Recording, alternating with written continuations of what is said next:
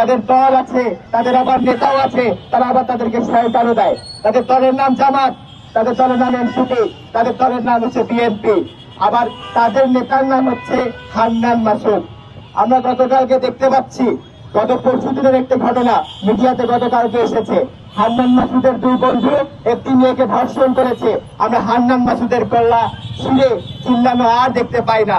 প্রিয় বন্ধুরা, আমার পূর্ববর্তী কমরেড বলে গেছে যে এই গণঅভ্যুত্থানের চেতনা নিয়ে 6টি আসন পেয়ে আপনারা কি ধর্ষণকে জাস্টিফাই করতে চান কিনা?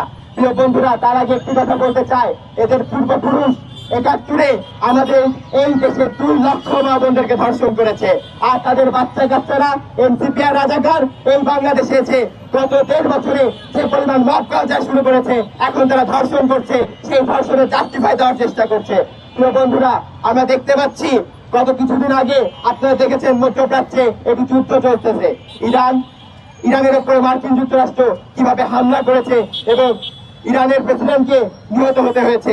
আমরা দেখলাম আমাদের পররাষ্ট্রমন্ত্রী উনি একটি প্রেস রিলিজ দিলেন, সেখানে বললেন ইরান নাকি মধ্যপ্রাচ্যকে উত্তপ্ত করতেছে।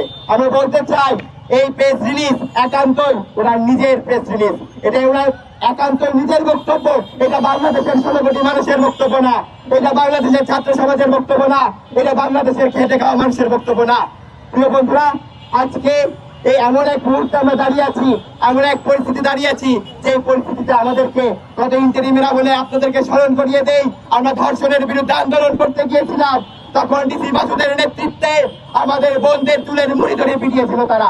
এই রাজু ভাস্কর্যের এইখানে দাঁড়িয়ে গত কিছুদিন আগে সেই সময় আমার বোনদেরকে নিপীড়ন করা হয়েছে। সেই নিপীড়ন যারা করেছে তারা আবার বহু দলের, তারা একসময় করতো ছাত্রলীগ, তারপরে তারা করেছে ছাত্রদল, তারপরে মাঝখানে তারা আবার এনসিপিও করেছে, এখন তারা ছাত্র দল করে। এই শেল্টার, এই ধর্ষকের শেল্টার যারা দেয়, সেই দলের ভেদ কাঁপিয়ে ফেলবো ইনশাআল্লাহ।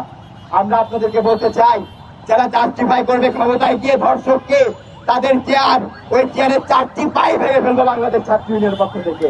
সবাইকে ধন্যবাদ জানিয়ে আমার বক্তব্য শেষ করছি।